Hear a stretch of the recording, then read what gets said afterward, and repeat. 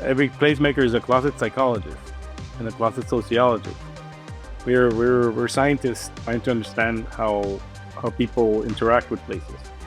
Cities are not just part of the conversation. They are the arena where the future is being decided. In 2050, the parking lot is put on the endangered species list.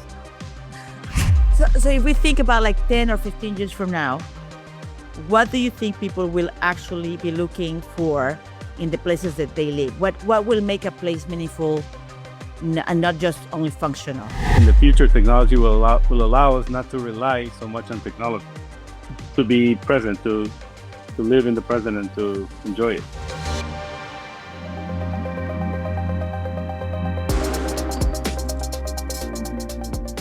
Today, more than half of the world population, over 4.5 billion people, live in cities. By 2050, that number will be close to 70% of humanity.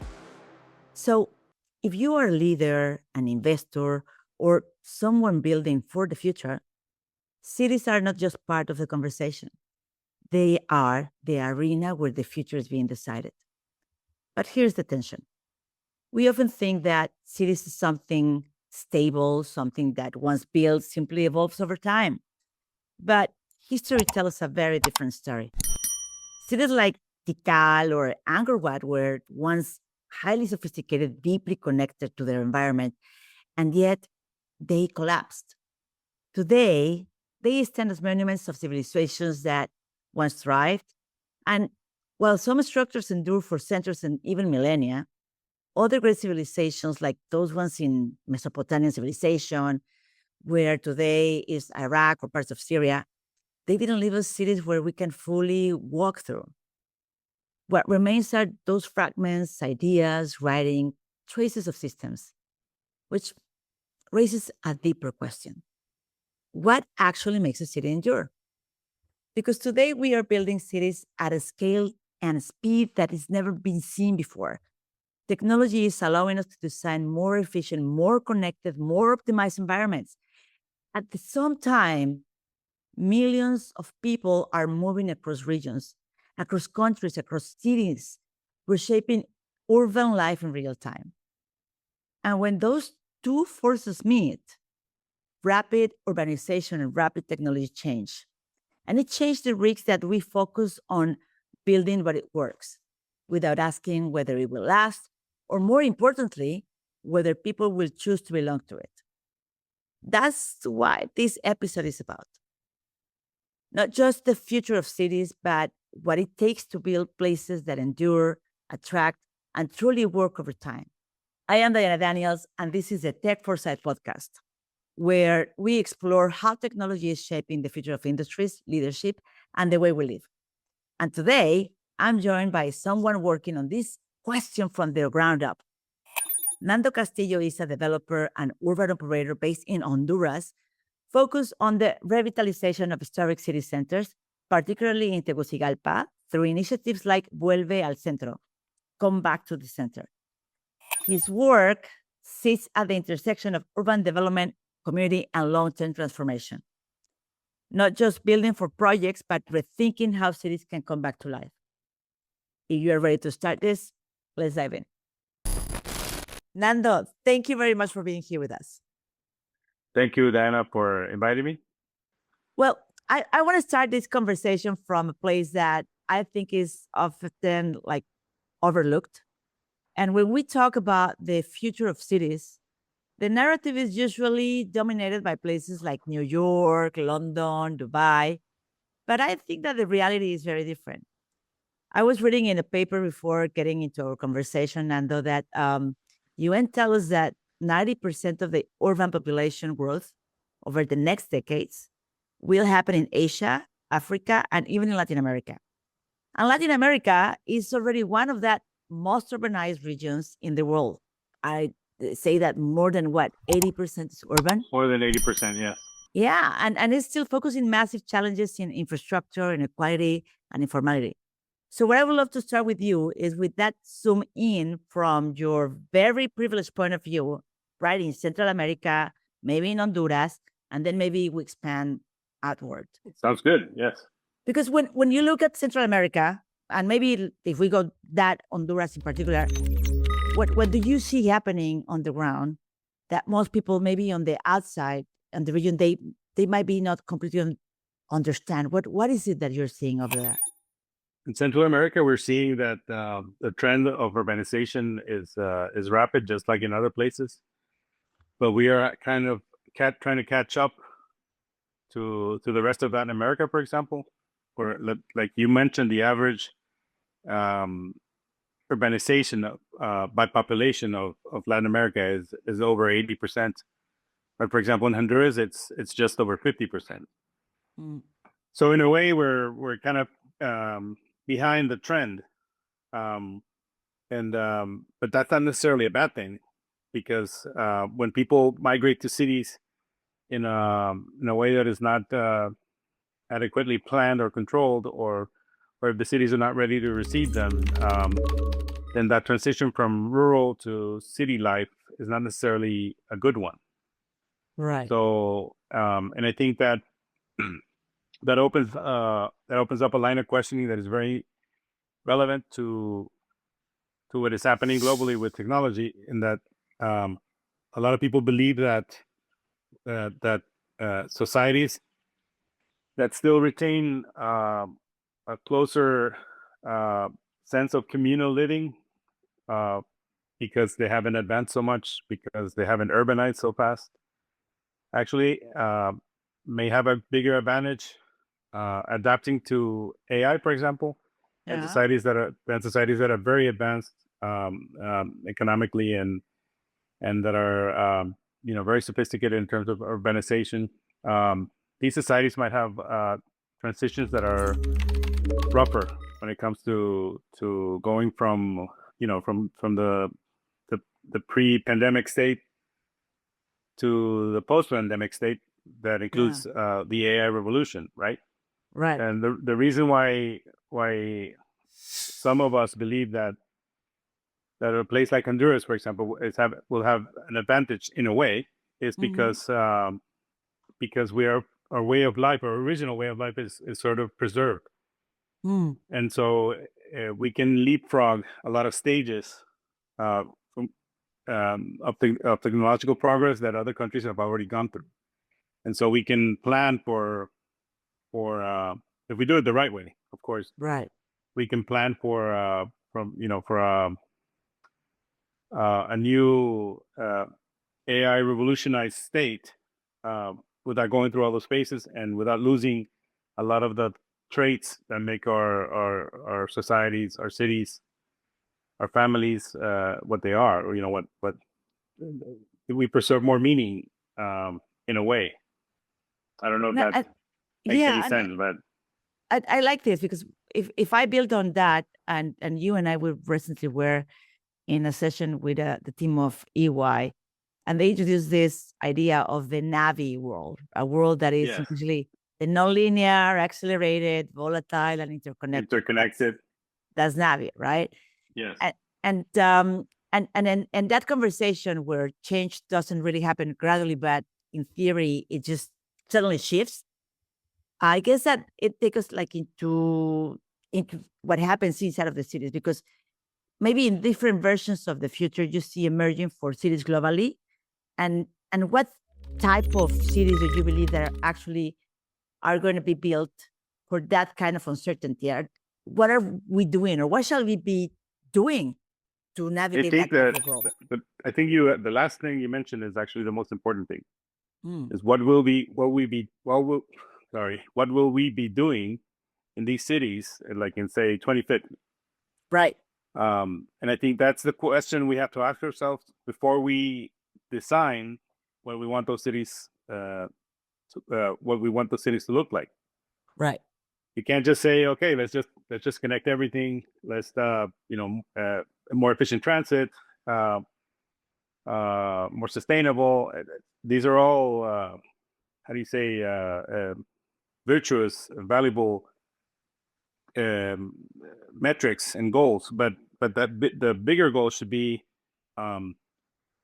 what will we as humans be like in 2050, and what do we need from those cities? What do we need from those places? For example, as I've been thinking lately about all these trends, events like the one we went to in New York accelerate my anybody's introspection. And so I've been thinking, for example, along the lines of in terms of productivity, AI is supposed to multiply us, like we were talking about in New York. But exactly what am I? What do I represent that AI will multiply? So like what is at the core of Nando Castillo, and what are his skills, and what are his values, and when I take this as an input into an AI LLM, and what is the LLM going to be able to multiply regarding my capacities? And I think that the same thing can be said of places, for example. If AI is going to multiply individuals, then it's also going to, in a way, multiply what a city or a community is capable of. So that's one way that takes you to a place where you can start visualizing what a city will look like in the future. The other thing is that I think that the relationship between AI, within human and machine, is basically we humans, we're giving the machines more bandwidth, and in return, what they're doing is we're giving them more machine bandwidth, and in return, they're giving us more human bandwidth. They're taking up a lot of tasks that we were doing as humans that now we don't have to do. They're allowing us to be more effective in the things that we are doing, that we're going to keep on doing. And this, what it ends up doing is it frees up a lot of our time. It frees up a lot of our processing power, a lot of our attention too, because what doesn't worry you doesn't hold you back. And so if machines are we give them more and more bandwidth. I'm sure you've read that there's even like a bottleneck of a supply chain bottleneck right now, because we're trying to build all this AI infrastructure to prepare us for the needs of AI, which are really our needs for the future. So we're basically getting really busy supplying AI with machine bandwidth, and AI in return is giving us human bandwidth. And so I think the biggest question is, what are we going to do with that human bandwidth, with that extra human bandwidth? How are we going to spend it? And I get this, but then that prompts me like another idea, especially more like on the urbanization of the cities, because we are building and we are constructing areas where we need, let's say, this more bandwidth or more energy, like these big data centers, and that's how it's going to look like. Like I'm thinking right now on these huge areas of data centers that OpenAI or Meta are building in Texas. Let's say there's humongous amount of square feet where they need this. But there are also other areas where how do we build for the future? You bring up a good point. I mean, the issue of data centers is actually controversial now. It's a thing now where there are communities that are organizing against data centers within their town or neighborhood or city. There's issues of power supply. There's issues of noise, because these data centers can be really noisy in a way that actually affects human physiology. I remember I used to live in Miami, and it's interesting because I arrived to Miami in the little island where I used to live, and they were building at that time what it used to be the Mandarin Hotel, which actually it got demolished. I don't know, like some weeks ago, and I remember that at that time we were complaining about this huge machine, which was the AC, and we were not used to it because it was a long time ago. Miami was like little tranquil in that little island. You will hear the ocean and everything. And suddenly this huge building came in with the hotel with this massive AC. And I'm thinking right now, like what you said, like these data centers with all this massive energy consumption and then ACs and system, for sure the noise is one thing. And then on the other thing is like, if we think about like on the future, all, at the same time, these organizations are moving towards what some call the autonomous systems. And I'm Yes. thinking like, in China they have Pony AI, and in the US they have Waymo, right? How does That's that a going to huge change? It's shift. not only the noise, the view, the transit. How is that changing? What do you imagine? I mean, you work building cities and reforming amazing projects, bringing the center to the cities with like your initiative on Vuelve al Centro, come back to the center. So what how do you see this, Nando? How would you like it to be? What are we doing wrong? So just to summarize what we were talking about before, because it leads into this, is basically the question: what are we going to do with the extra human bandwidth? Yeah. That has three layers. The first layer is what am I going to do as an individual with that extra Right. bandwidth? The second layer is the civilization or the community layer. Like, what are we as a collective layer? What are we as a collective, as a group, going to do with this extra bandwidth? Mm-hmm. And the third layer in this context is what places, what do places require in order for us to be able to maximize this extra human bandwidth? If we're going to change the way we live, and how the places need to receive us in the future. And so what you're talking about is also, for example, because some of the changes are going to be, this becomes a design problem. So Yeah. it's the question of what am I going to do with the extra human bandwidth becomes a design issue, because now I have to figure out how to design my city for the life that I think I'm going to lead in 20, 30 years, but that my children are going to lead. And so some of the for the design problem, some of the things are going to be grow organically from the question, but some of the things are going to grow structurally from the physical needs of the data centers, from the evolving technologies. Like if AI can now not only drive a car but also coordinate all the cars in the city. So it's not just about, okay, this thing can drive a car. No, this thing can drive a car and can drive all these cars and coordinate. And you're not going to need to own a car. All you're gonna have to do is call a car up, and a car is going to show up. And so, for example, we bring it down to my real experience. I'm part of a project in Guatemala called Ciudad Cayala, which is a very successful master plan community, and it's very human oriented, pedestrian oriented. And so when the master plan was created, and when it started, when we started, not we started, when the team started building it, all the cars were on the ground, so you don't see parking lots take up space on the surface, because all the cars are on the ground. But now this thing we started building in 15 years ago, and now we have all this parking capacity underground of the city, and now we're trying to figure out, okay, in 20 years, how are we going to repurpose all these underground spaces for other uses? If cars are not going to be around, if people are not going to own cars. I think Guatemala is going to automate its cars maybe a little later than Miami, but I don't think it's going to be a huge difference in terms of time scale. I think that at the most it's going to be like 10 years between a place like Guatemala, between a place like Miami and a place like Guatemala. So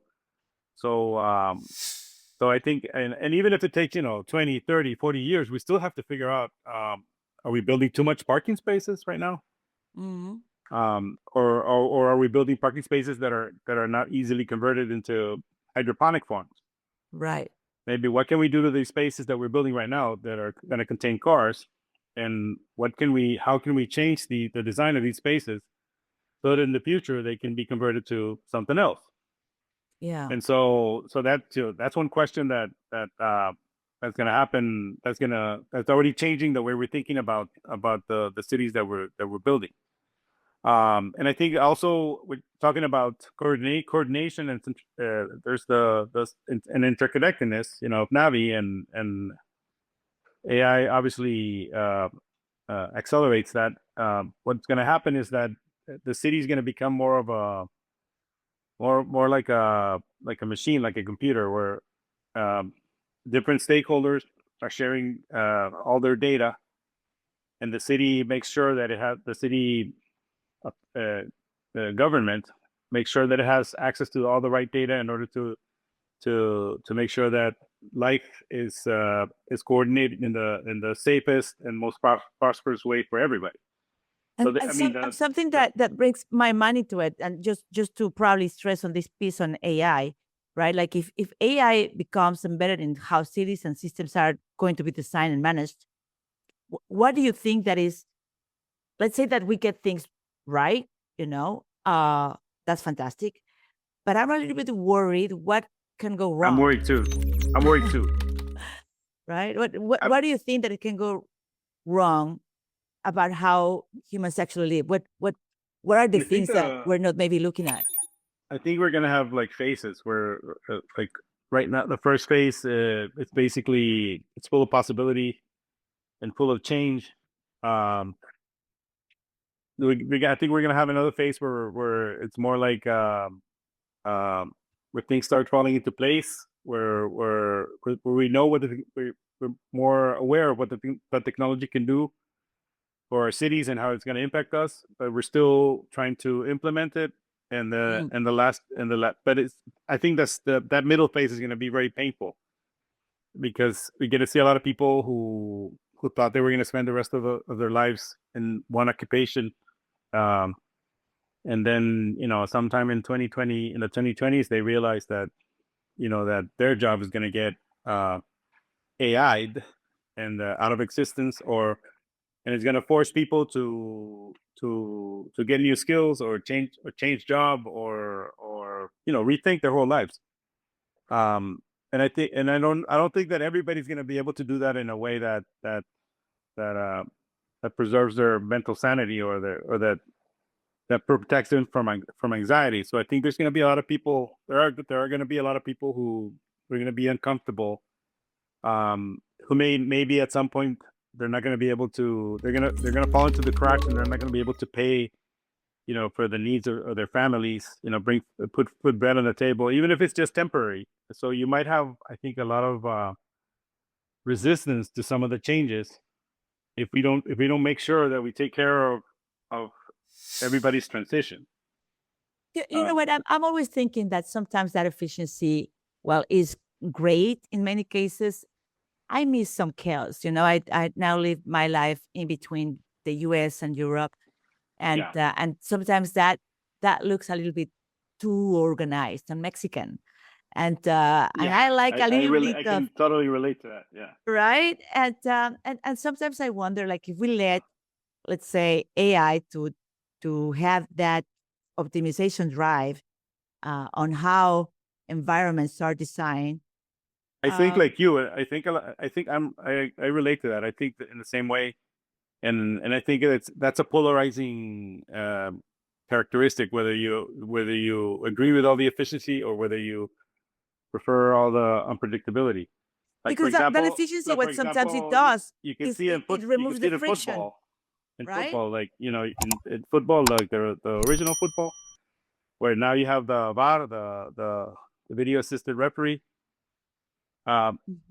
Something inside me cried and died when they started automating the referee calls, because I think that human unpredictability and imperfection actually adds spice to the sport.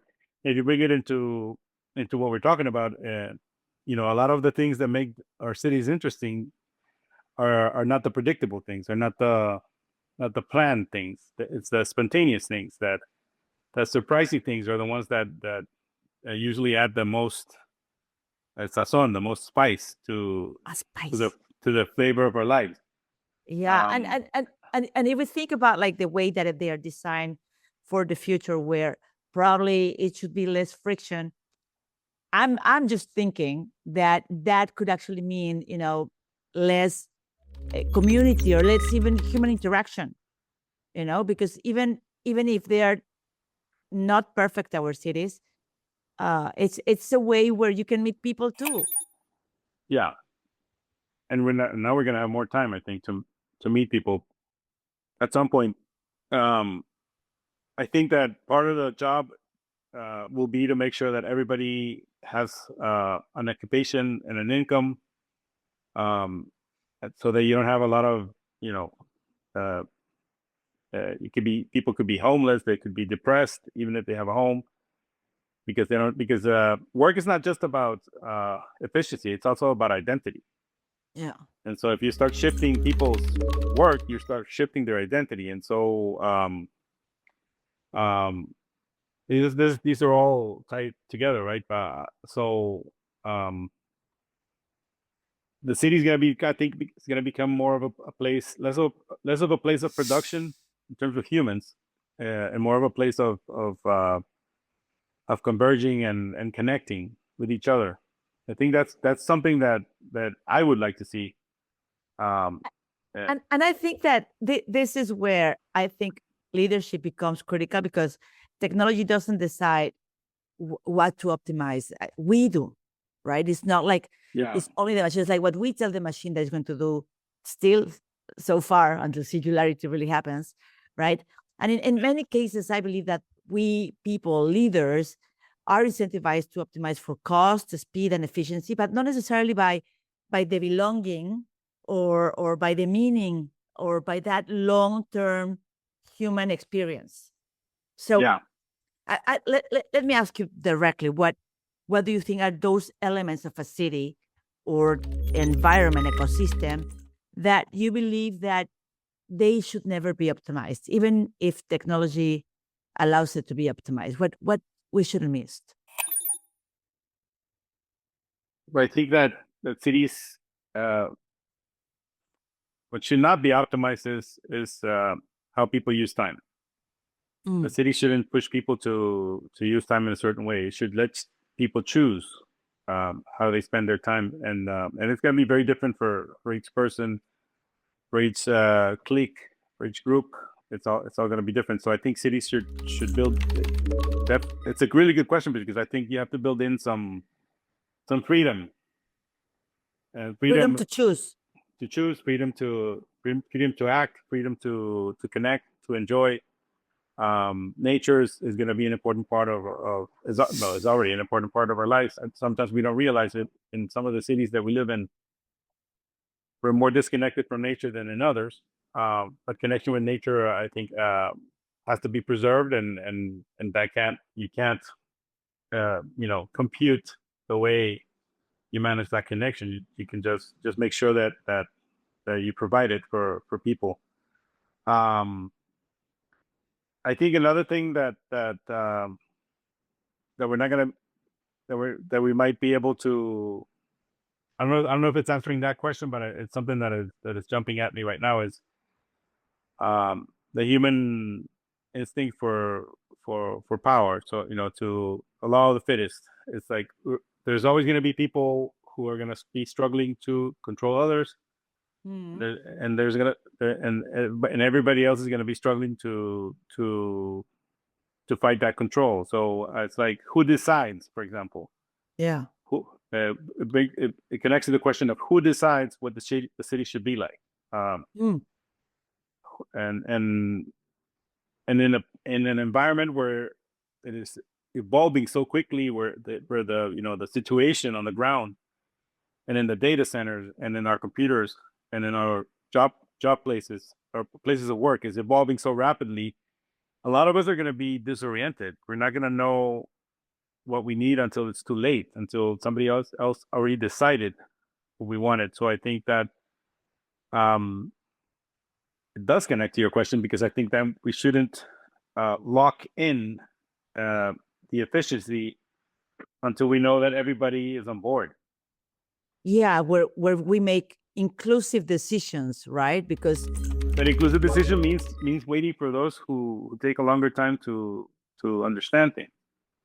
yeah, and because otherwise we might be on the risk of maybe building super efficient cities, but they might feel empty, right? Like Yeah. if it's So like I mean, to put it simply, it's like, what if a certain group of people, uh, they didn't understand what was happening quickly enough in order to give their input, and then suddenly, you built this thing and nobody wants it, yeah, yeah, or yeah. or a big part of the population doesn't want it, and so I think that we need to, with you see it with in business. I mean, it's like.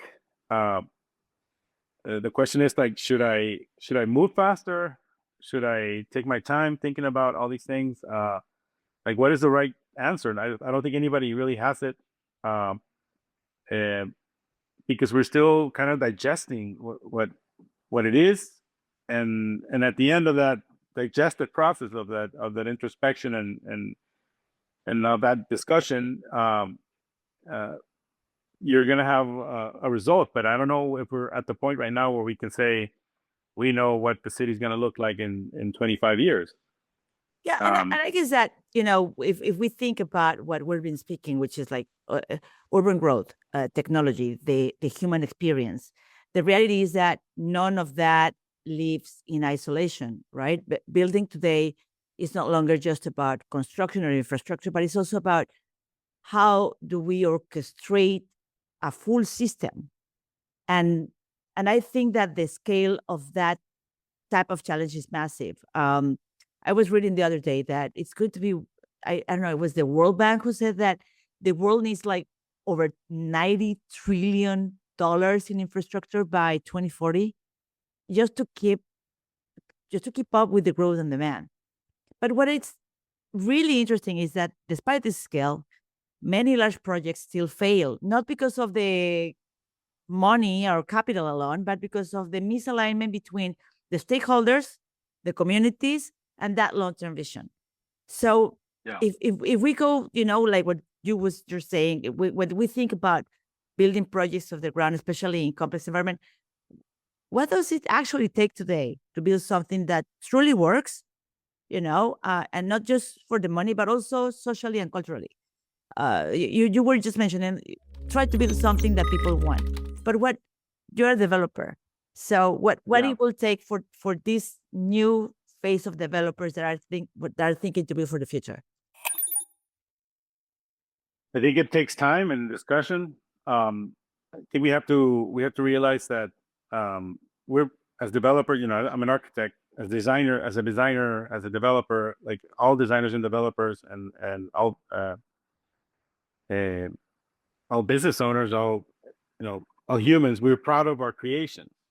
Yeah. We want to be proud of our creations. We're striving to do our best. I think everybody in their own way is trying to do their best. We also have to understand that after you create something like a building, for example, this building that I'm in is my first development project. It's my first baby. I wasn't married when I moved in, when we finished it, and I always say, like, even after it was just finished, I would say, like, if I had to do it again, I would have changed this or that.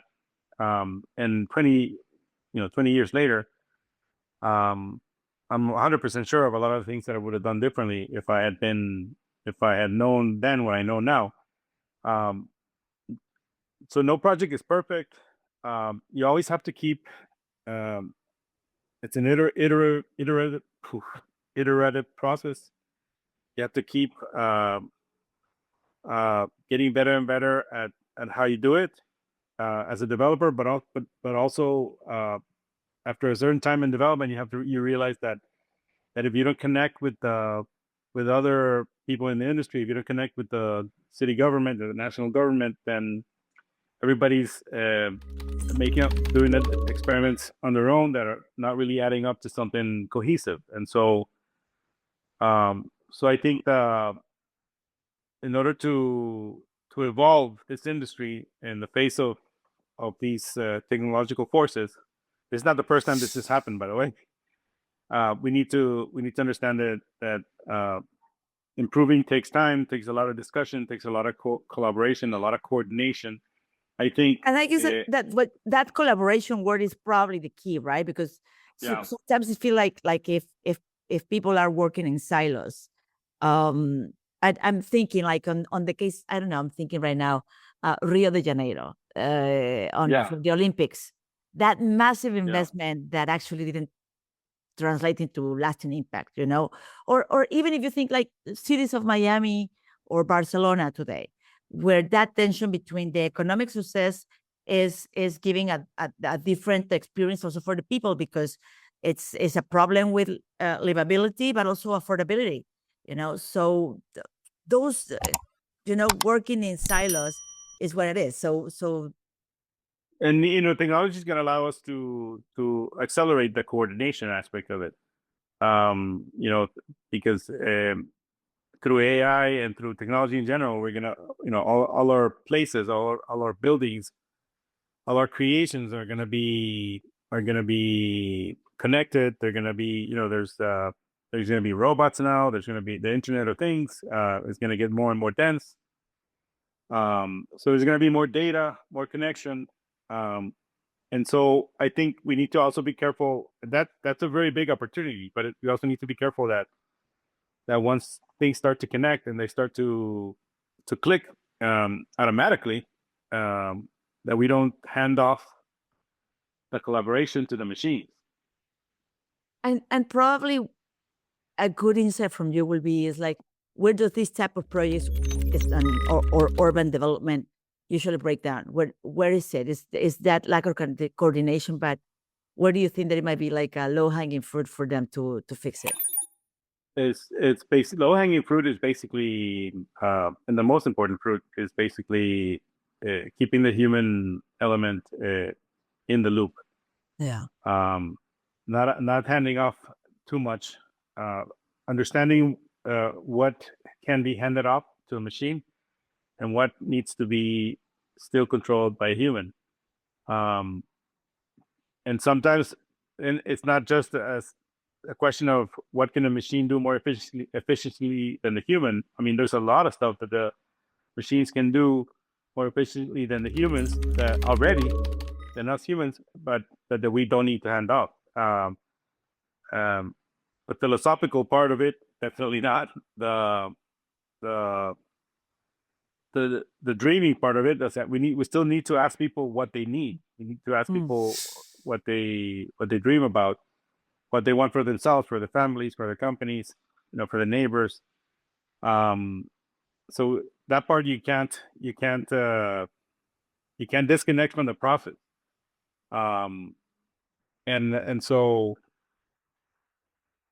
let me see. I think that we've been here before. The Industrial Revolution in the 19th century. It was fast technological pace. People's lives were being upturned. Some people lost their jobs. They felt like they were becoming cogs in a machine. It was more about efficiency, about you started connecting supply chains. It was more about connectivity. Um, it was just that what's happening today is orders of magnitude uh, faster than what happened before, but we had the same existential issues and the same growing pains.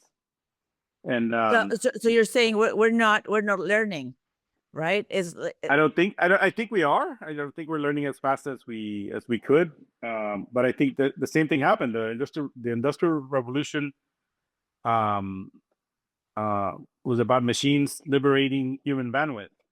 But a lot of that bandwidth, you would have hoped that it went into arts and science and other things that would elevate the human existence, and it did. A lot of the bandwidth did go into that, but I think most of it went into other things that were distracting, like not back then it was not smartphones or television, but it was other things that were sort of alienating us from our true selves and from our true desires.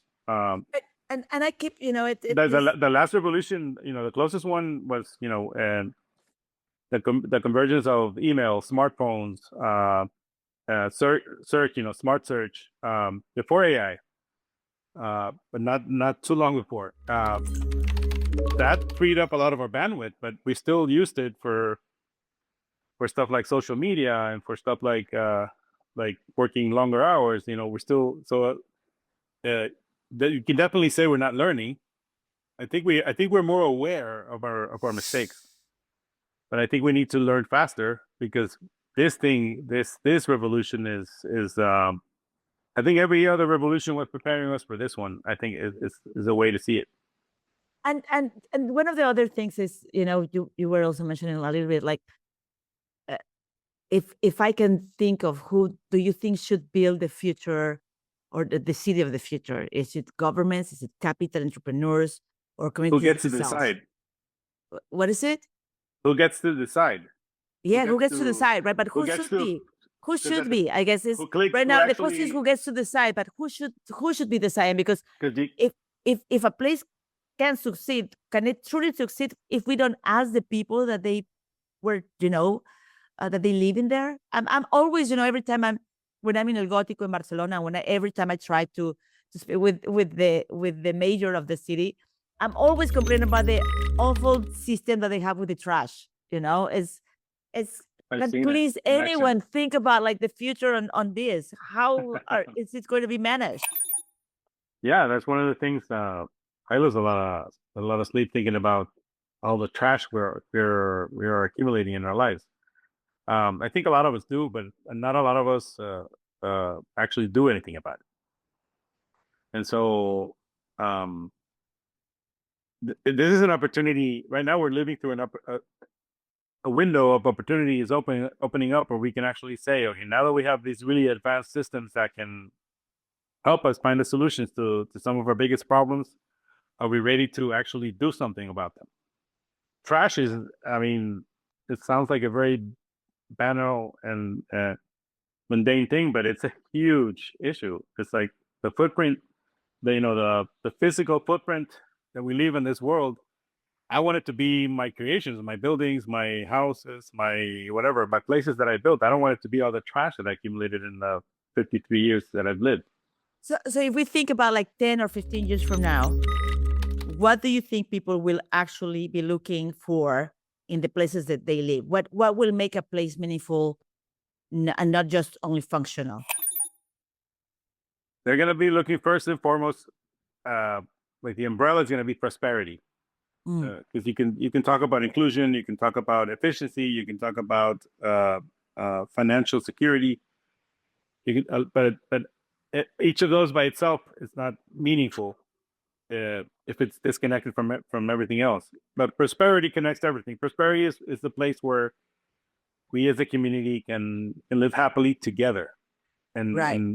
and knowing that our closest ones and the rest of the community are all taken care of in the best way possible. I think there's always going to be exceptions for different reasons, but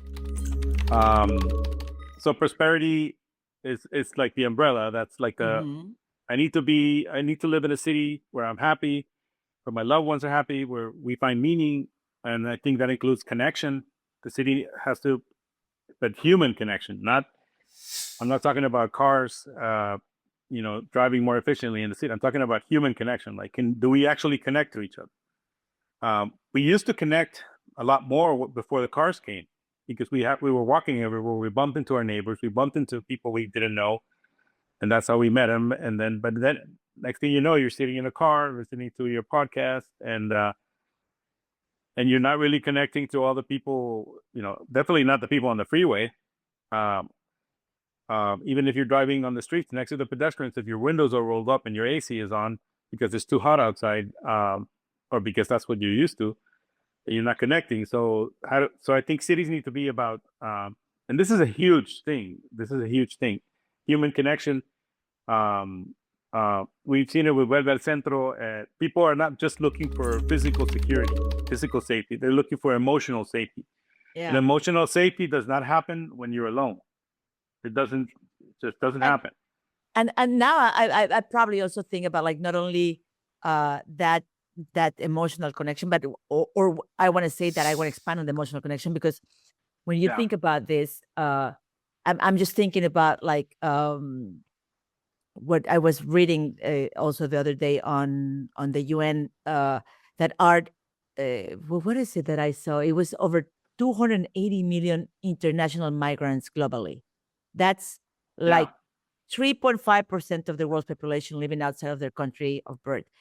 And beyond that, what we're seeing way more and more is that remote workers, digital nomads, their talents moving across borders faster than ever. I have people in my company that they actually work half of the time in one country, then a third of the time they go and they spend 2 months over there. So, if we think this mobility, is one thing, and then on top of that, we have that by 2050, right? Climate change alone could displace over 200 million people internationally. That means reshaping complete entire regions. So mobility is no longer the exception. It's actually becoming the norm. So how do you design for that? Well, climate change is one thing. If somebody leaves the city because or their country because the climate is driving them out is one thing. I don't know if somebody right now is migrating just because of that. There are some cases where the droughts are so bad that you have to really literally pack your belongings and take your family somewhere else. But I think most of the migration that is happening, and that's going to increase. The climate migration is going to increase, but I think it's also tied to other things. I think at the end, most of the migrants right now are leaving because the places where they belong are not uh, allowing them to be prosperous there.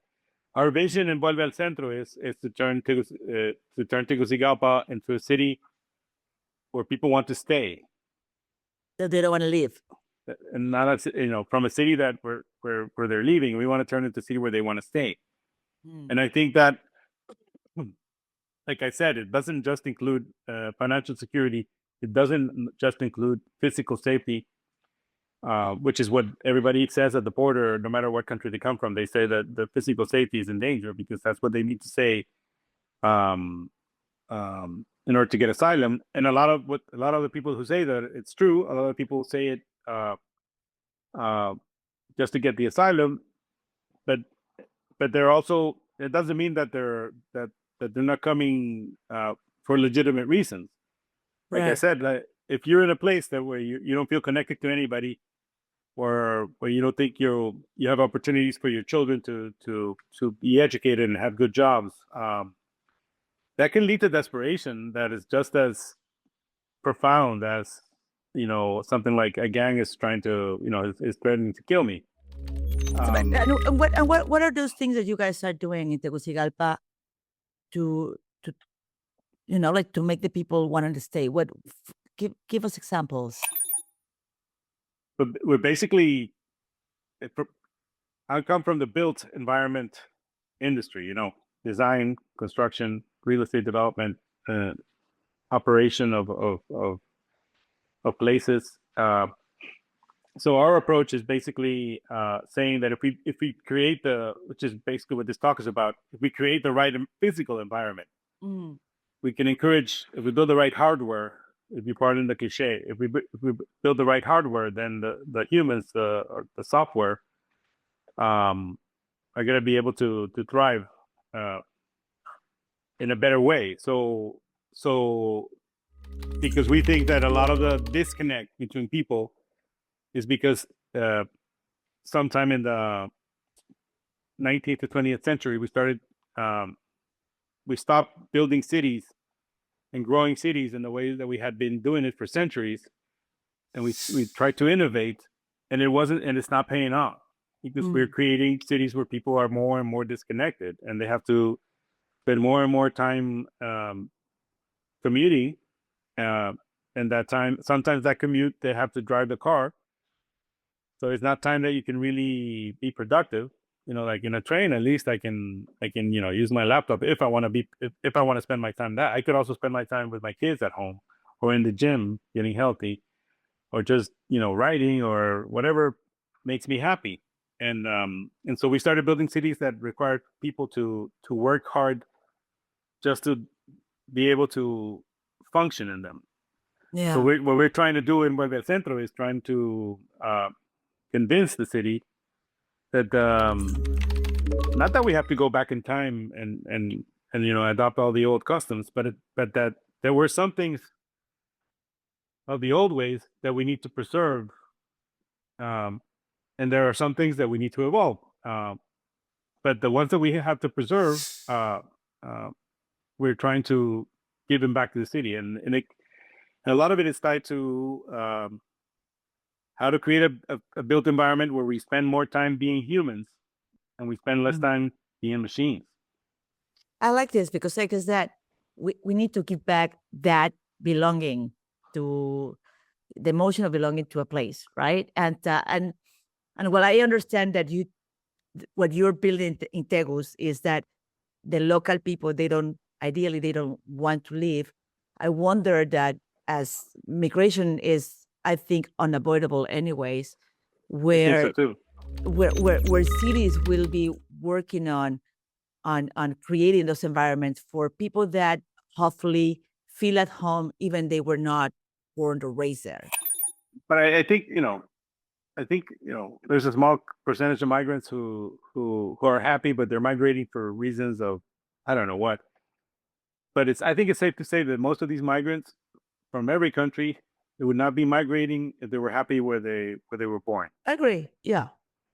And that's I think we can all agree on that. If they were happy where they were born and in the place where they're supposed where they belong in, they would not leave. They would not move. And so I think the work of converting everybody's hometown, not just Tegucigalpa, but everybody else's hometown, into a place where they want to stay, it takes a lot of disciplines. It has a lot of layers, and we are working on the built environment. It's like what as real estate developers and as community leaders, because a lot of our countries, especially in Latin America, the government can't do everything. You can't expect the mayor to solve all your problems. And for example, I know in Tegucigalpa, the city hall does not have the resources, does not have the capacity that city hall in Madrid has or in Barcelona. Yeah. I mean, you're talking night and day, and so you can't say, "Oh, we should be doing things like in Madrid." People have tried. We have people from Spain who have come here and tried to tell us how to with good intentions how to do things, and it's like they're saying like, why does the private sector have to be involved in urban planning? And it's like, and we're like, because the public sector doesn't have the resources, and we're trying to help the public sector fill the voids that exist because of the resources that we have. We can't afford, or at least we can't afford now. And a lot of the voids are not necessarily material. A lot of the voids are just leadership. It's just know-how. It's just finding the best solution and convincing the community of where this not convincing the community, asking the community to find a solution and convincing them that we have to act on it. And sometimes in some places like in Tegucigalpa, historically, we have a new mayor now, and we're very, very hopeful that he's coming with a very new and refreshing mindset. But historically in Tegucigalpa, the public sector just has not been able to rise to the challenge without the help of the private sector and without the help of academic sector and other non-governmental sectors. So that's one of the voids that we try to fill. I didn't set out to become a community leader, but as soon as I started interacting with all the stakeholders, I realized, okay, people are actually looking up to us because they needed somebody to step up. They needed somebody to, and so that's one of the things we're doing. We're filling that void in the way that we can, in the way that has to, and I guess that in each city, it's obviously not the same talent that you find in Madrid or Barcelona, in different areas in the government or in the private areas. But every country has talent. What changes is how you harness it. But I think True. every country, I believe that every city, every country has good people and has talent. Yes, some cities, the talent has been better developed, more educated, what have you. But at the end of the day, you can't import the solutions for your own town, for your hometown. I mean, you have to create them with the existing community. You you can get help from others, but the solutions are going to come from the community, not from. Not, Nando's not going to go to Barcelona and tell them how to do things. And Barcelona, although, but I look to Barcelona as a great example of how a city needs to manage its growth. It's not perfect, but I think it's a Right. great example of, and I think everybody has looked at Barcelona at some point as an example of urban planning and of urban growth. Until you as the taxi drivers, right?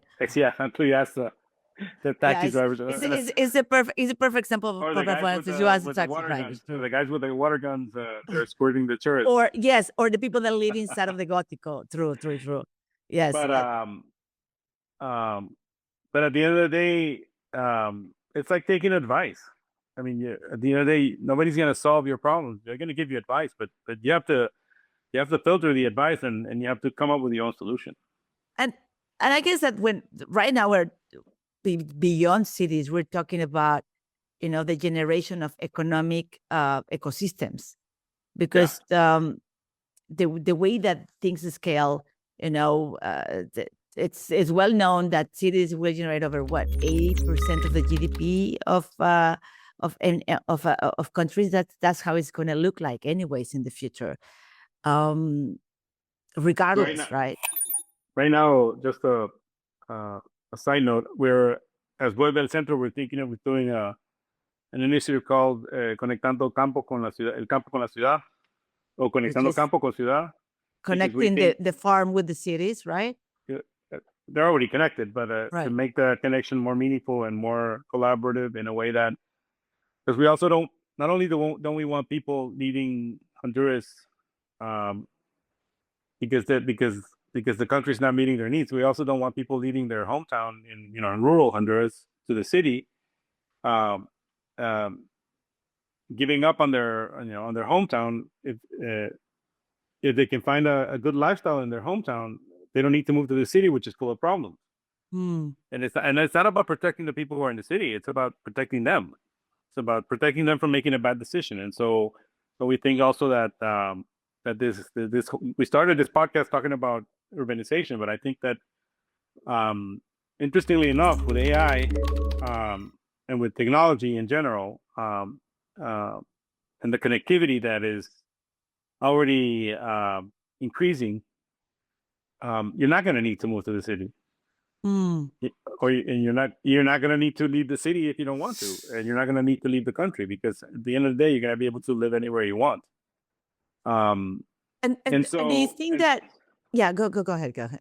No, and so we're trying to see like how do we enhance the conversation between the city and the countryside, entre el campo y la ciudad. So how do we enhance that conversation so that we find that we build that future together, instead of the city telling them what to do, or them telling the city what to do, them meeting the people in the countryside. And that takes me to thinking about leadership, right? Because when we think what kind of leaders will be needed to build that next generation of cities and ecosystem to be interconnected, what will be your idea? Like, if you think about like what type of skills does a leader need to think about that, what it will be? I'm telling you one thing: there won't be IT guys. There won't be the guys who know the most about AI. Well, that's what it will not. But what do you need? Like, if you think there'll be the people who actually know how to they'll be the highest order critical thinkers, the ones who actually can take all this information, the technical part of it, the social part of it.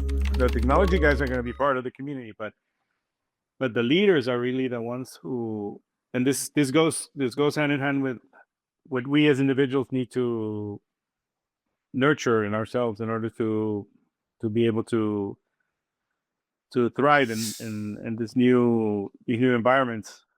environment that we're living in that's changing is basically it's all about critical thinking, being able to form our own opinions, being able to think things through, being able to understand what our values are, what is negotiable, what is not negotiable, what are we trying, what can change, what we're comfortable changing if it has to change, and what is non-negotiable, what we will not change. And so I think the leaders are going to be the ones that not only possess these qualities of critical thinking, but also the ability to motivate people to get together and say, okay, let's have these deep dives, let's have these profound conversations about what we want to, not just as individuals, but as a collective. But we want to preserve which direction we want to go.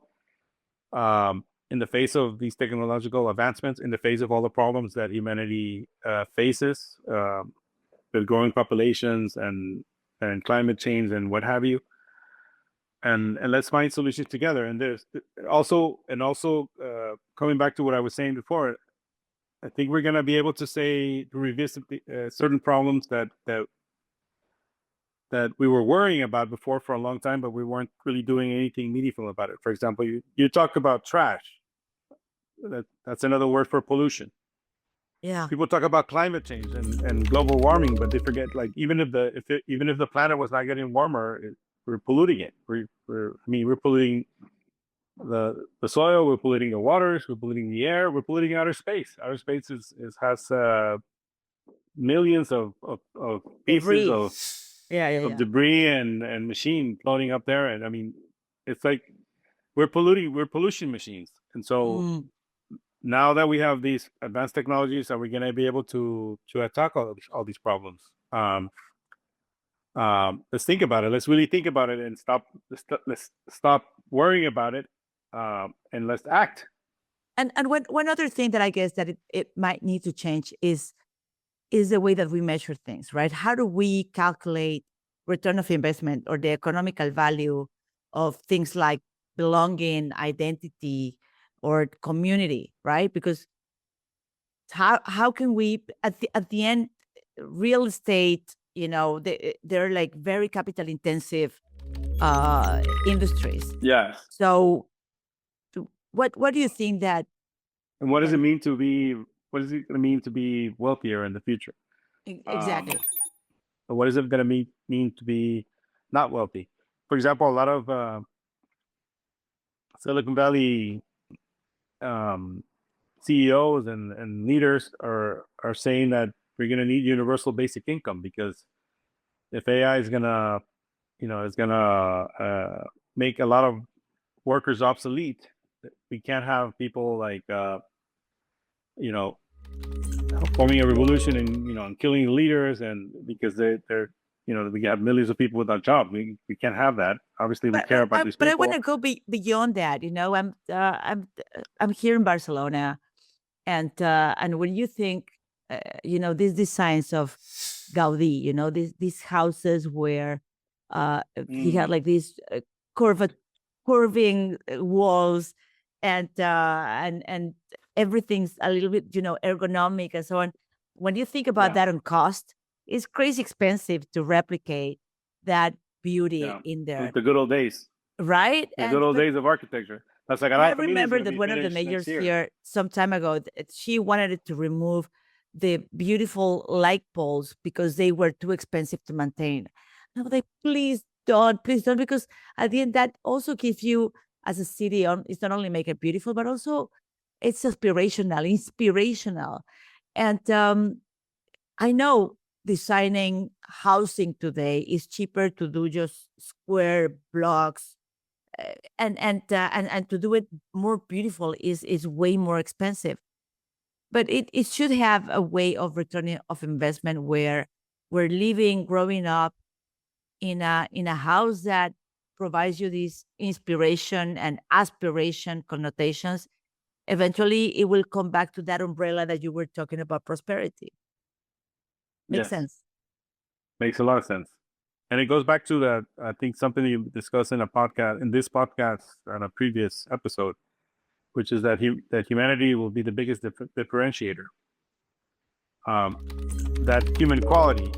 And so, what is that human quality? Is it a Gaudi building, which I mean that can only have come from at that point in time in that city from a mind like Gaudi's, but it can only come from a human. Those lampposts, it's like, and they're not just human, and that they're also part of our history. Yeah, they're in a statement of what it has done before. So, but let me ask you then another thing. If you will have, if you could bet some money today in a city or a model or a type of development, where would you put your money and why? That they're doing it well. Oof. Interesting. I think there are a lot of good experiments, but I don't think there's any place that I would say is doing it well right now with the current rules, and that would also protect it from obsolescence and the changing rules. I think that. Okay, so then let me ask you. Let me ask you in a different way. Let me ask you in a different way. What city that you see today is being shaped, you think that it will have a better outcome? Let's gonna think of like 25 years from now, versus what city do you see today? They're just it's gonna become. I think it's gonna be the not the big cities. I think it's gonna be like the young cities, the ones that are not. They're definitely not towns, but they're small enough. And they're early enough in their stage of maturity that they can learn from all the mistakes. The same thing I was saying about how Honduras and countries like Honduras can benefit from not having all this economic and technological progress, is because now we can choose the technological and economical progress that we want based on the mistakes of others. So I think the cities that are in this early stages are going to be able to leapfrog all these mistakes that other cities made. I know you wanted a name of a place, but I'm thinking, for example, in the States, how people are moving away from, starting with the pandemic, people started moving away from big cities into smaller cities because they wanted like a better quality of life. So it's a. But what about in Central America? Do you see something emerging that you think that they're doing it well or basically wrong? Central America, I think Guatemala is doing things very well. And I think, like I said, it's hard to pick a big city, because big cities have inherited all the bad experiments from the 20th century. Mm-hmm. And so I think the cities that have been, that woke up late to the party. Yeah. They're looking at everybody like, man, I don't want to do that because I don't want to end up like them. And so, but in Central America, I would say, I don't know, I think Costa Rica is doing it best, but because they have a national philosophy of more sustainable development. And it sounds, to some people, it sounds like backwards, because it sounds like you're holding back the forces of progress. But in reality, I think the forces of progress can sometimes work too fast. I like that. Yeah. I like that. So Nando, we're arriving to this part of the podcast that I like a lot. It's a shift of gears a little bit. We love to explore not just what is happening today, but what could happen. So I'm going to propose 4 trends. That you tell us 4 trends, what is happening today, and then we will move out into 4 dreams, which is for the future. It's like, how do you envision the world maybe 25 years from now? So let's go to start with 4 trends. Are you ready? Okay.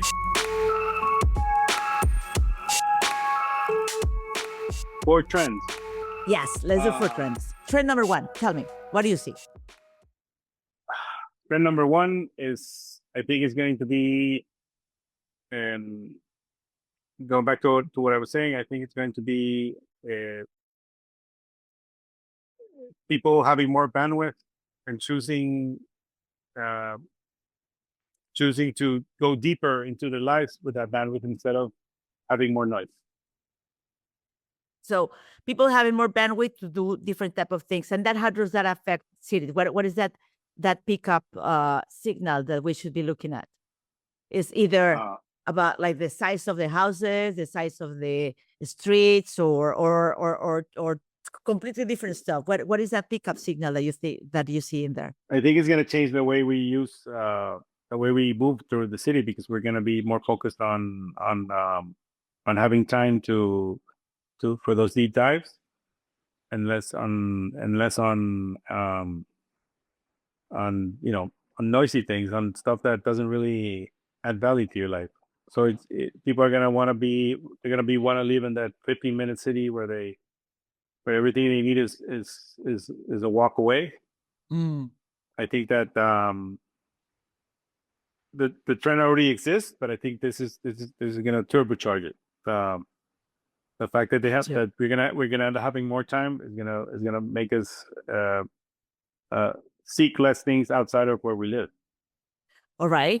Well, so basically, trend number 2, I think, is trend number 1. I already talked about it, but the way we move through the cities is going to change structurally because our jobs are going to change. We're going to spend the time differently. So I think that the transit is going to be less about efficiency.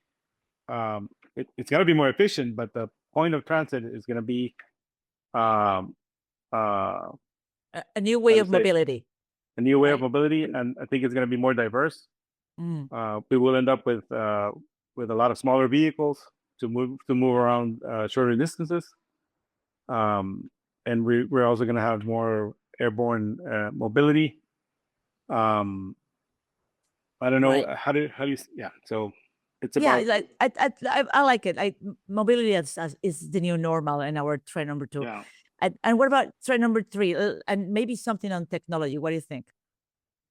I think connection versus isolation. I mean, I think a lot about these things because it's the focus of what I do. But I think it's going to be more about connection, not just communication, but connection itself. Like how to make sure the humans connect, not just the how connection. How does the city become more connected, right?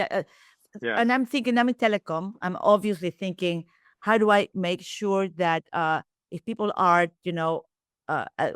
availability, of course, of Wi-Fi or internet or video, 5G, 6G, whatever is going to come, and how do we make that more available for communities, but also other type of connection? You were talking about like human connection. Yes, I think we're going to be. I think the point of the city is going to be connection, human connection, not just connecting the systems. The systems are going to connect in the background, but the point of it all is going to be even more focus on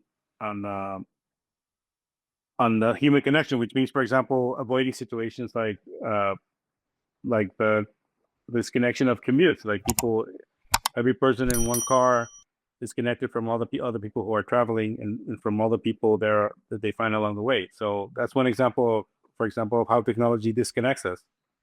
Right. Even though you're connecting us, it's connecting us by having roads and cars like that, so we can connect from point A to point B, but it disconnects us from each other. And what are you seeing in this technology period? So, for example, you could let's see a practical example. Transit, you're gonna have more small vehicles that are carpooling, where the vehicle is not owned by one person, but it's picking up several people along the way. So you're gonna meet people just by traveling from one point to the next. Instead of traveling in a big bus with 40 people, you're gonna travel in a small car with 8 people, or a small vehicle with 8 people, or 6 people, or 4 people, instead of a vehicle for every single person. Because it's like what we say it here, like invitas a 12 personas y llegan 14 carros. So you invite 12 people and 14 cars arrive. It sounds like a joke, but it happens. It happens. Literally, It happens. It happens. And so we're going to end up, transit's not just going to be more efficient in the way that routes are happen, but it's also going to be more efficient in the sense that we're going to say, like, why are we using one car for every person or one car for every couple? Why don't we just accept the fact that we're going to have to carpool? True. Yeah, not only carpool, is just automated. And cars carpooling, are already if you here. look at the history of carpooling, people become friends. It's connection. Yeah, and this is not a thing of what I love about this trend is that is something that is happening today that Yeah. it will have a bigger impact in 5 years from now. It's not a dream, which will come to the dreams. But let's go to trend number 4. And I'm thinking on trend number 4 is ecosystems. Building rather than individual projects. You were speaking about it. What trend do you see there? I think that the creation of places is going to become more centralized in the sense that not necessarily. I mean, if people want to have a house with a yard and a wall around it, which you see it a lot in Latin America, versus, for example, Miami. I used to live in Doral and it didn't have any walls around it. It was just, my yard was right next to the neighbor's yard. There was just maybe a wooden fence, and but I could walk into his yard if I wanted to. And here. But do you see like maybe connect this? Talking about connection.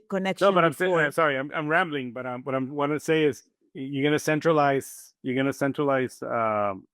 If you want to have an office building that's separate from another office building, it's okay, or an apartment building that's separate from another apartment building, it's okay. But but once you leave the office and once you leave the house, when you're not sitting at your desk or when you're not in your house with your family, you're gonna be in a lot of communal spaces. We're gonna it's again about connection, but it's also so a combination of living, working, culture, and experiences. Yes. You see that happening. It's interesting because every time I go to Hong Kong, I'm always thinking about like this inter-building bridges, that they do because it's so hot outside that they built all these communications in between buildings. Oh, in Hong Kong, yeah, yes.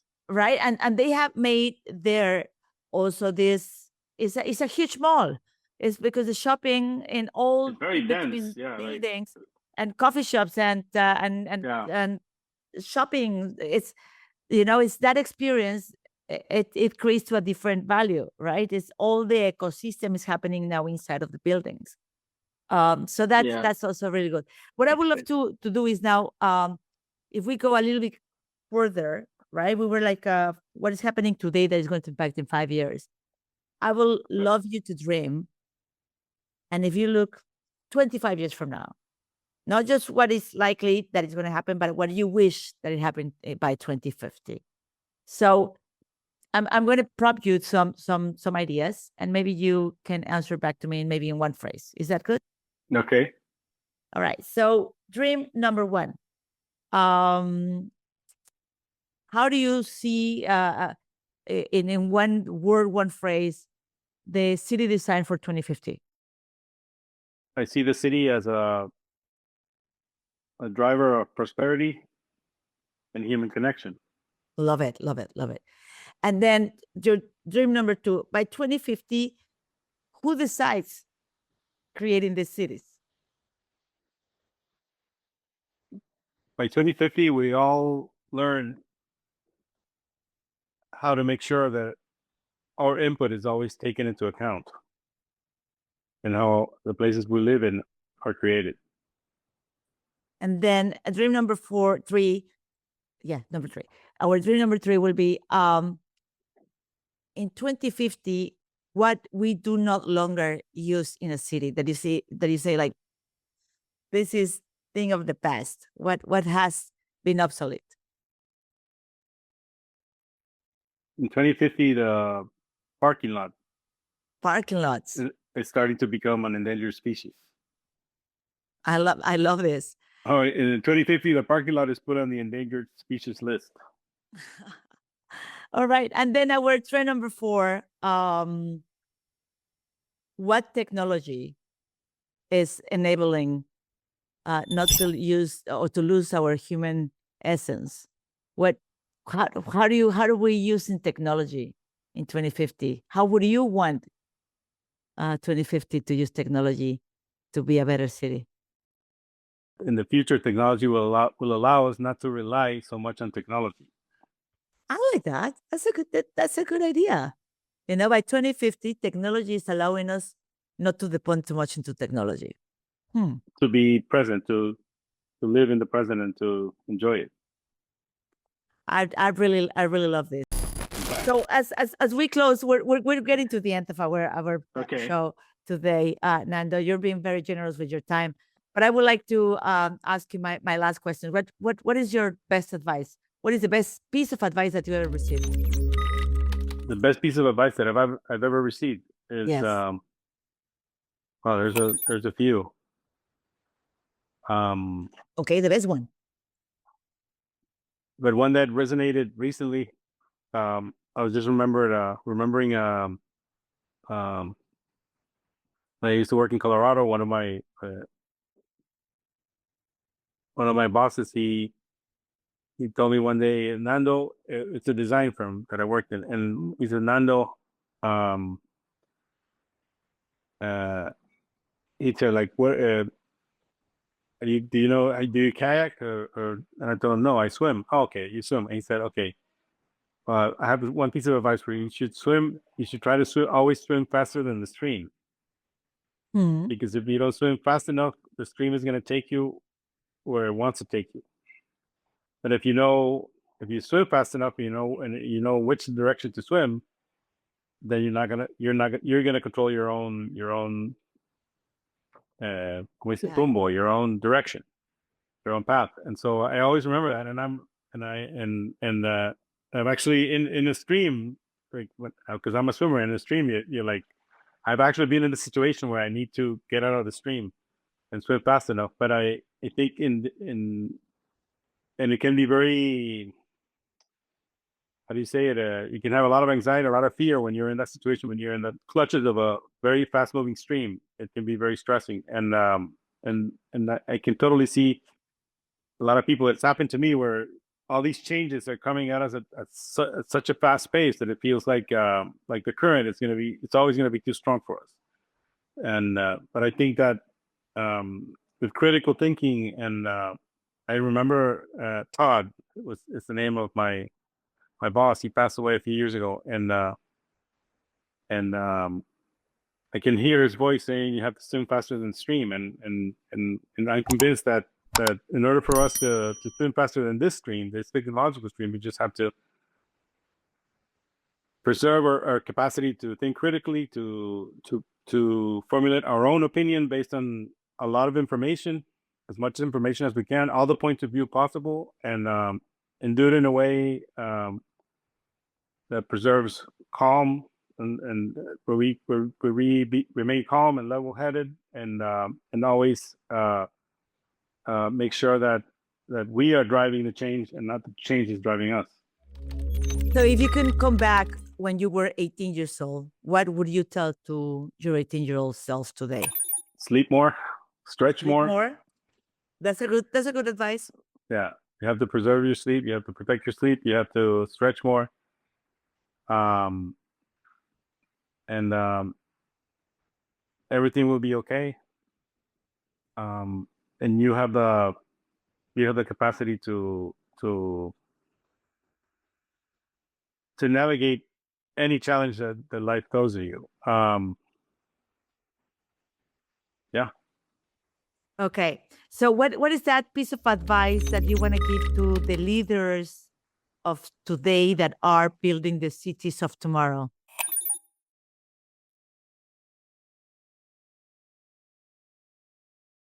The most important skill in a rapidly advancing technological world is the ability to listen.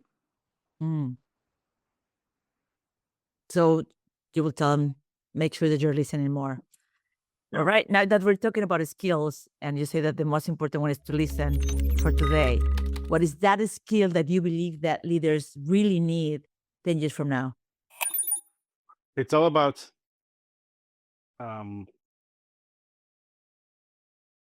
it's all about preserving human control, not in a power struggle kind of way, but in a way that you make sure that the human is always in the loop, and you don't delegate everything to the machines. I think leaders,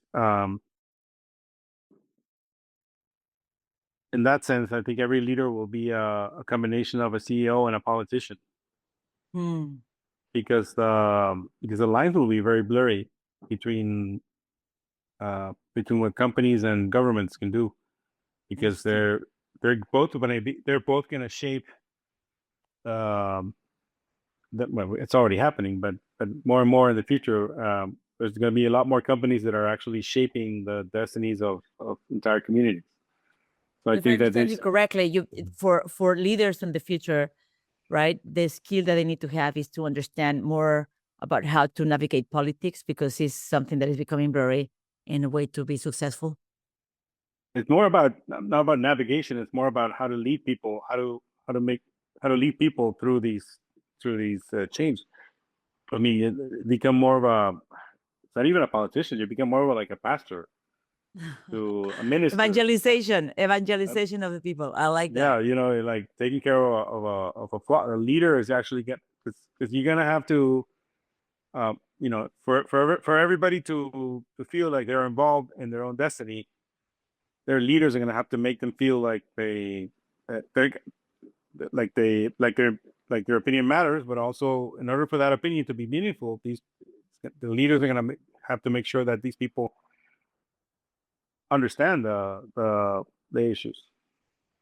So otherwise, we're just gonna keep making bad decisions based on incomplete information, which you can see, in a lot of our elections and referendums.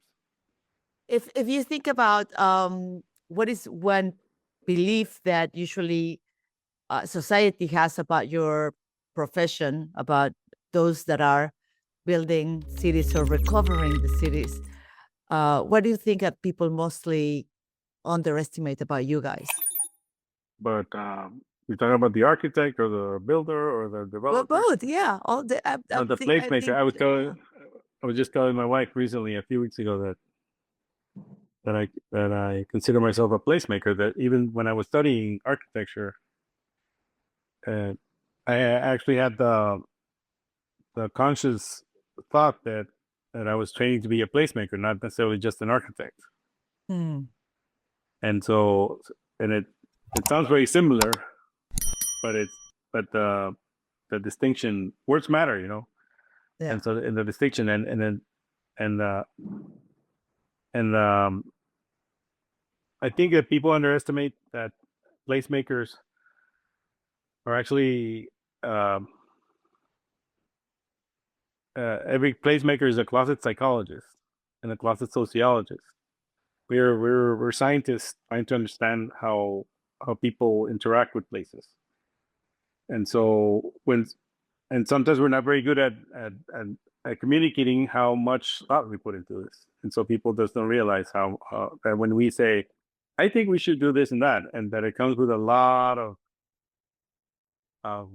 at least the ones that do it the right way. I think we think a lot about the psychology of how a person uses a building or a room or a space, how a group uses it, et cetera, et cetera. And so I think that's what gets underestimated. Nando, this has been an incredibly rich conversation, and I really enjoyed it. So I appreciate it. And before we close up, I would like to give you my 3 takeaways. Okay. The first one is the future is being built with the highest pressure, right? We're making it to as a stress test as it is. So therefore, my takeaway number 2 is that optimization, although creates efficiency, not necessarily meaning just because we cannot optimize, it doesn't mean that we should. And my third takeaway is that great cities aren't built; they're being orchestrated. And exactly. Belonging is that new infrastructure. Yes. Did I miss anything? Did I leave anything on my ink? You didn't leave anything out, but I think that provoked another thought, which is basic, which I think it might be a trend. I think in the future is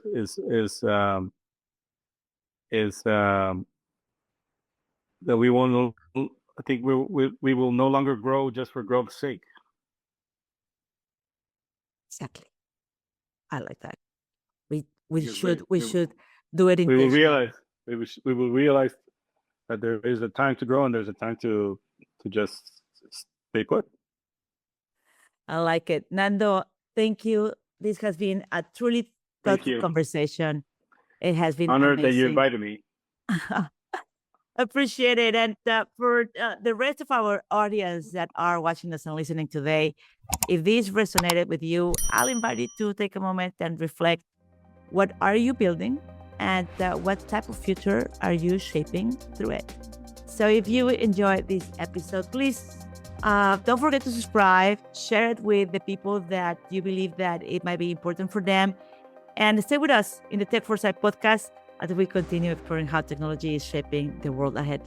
See you in the future and stay foresighted. Thank you for coming.